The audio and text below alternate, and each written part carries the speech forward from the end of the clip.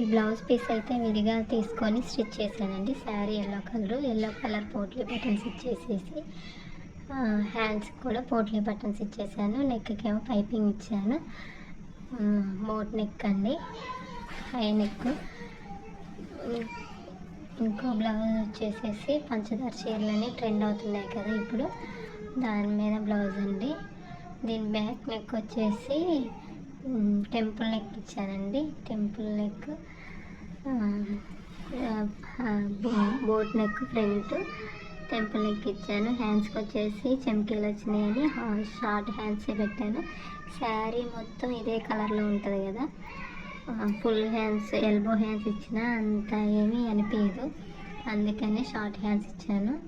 Front వచ్చేసి high neck అండి. High neck star neck పెట్టానండి. స్టార్ నెక్ స్టిచ్ చేసి ప్రిన్సెస్ కట్ పెట్టాను బ్లౌజ్కి.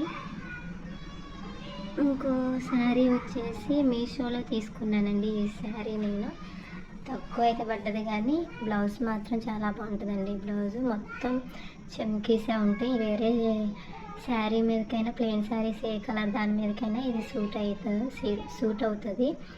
అయితే బ్యాక్ వచ్చేసి స్టార్ నెక్ ఇచ్చానండి. స్టార్ నెక్ దానికి ఒక బటన్ అయితే స్టిచ్ చేశాను. ఆ బటన్ వచ్చేసి సిల్వర్ కలర్ది స్టిచ్ చేశాను. సిల్వర్ కలర్ది అయితే ఏ శారీ మీదకైనా సూట్ అవుతుందని, సెట్ అవుతుందని. అందులోనూ ఇది మొత్తం సిల్వర్ కలర్లోనే ఉంది కదా చమ్కీస్, అందుకని హ్యాండ్స్ వచ్చేసి షార్ట్ హ్యాండ్స్ పెట్టేశాను.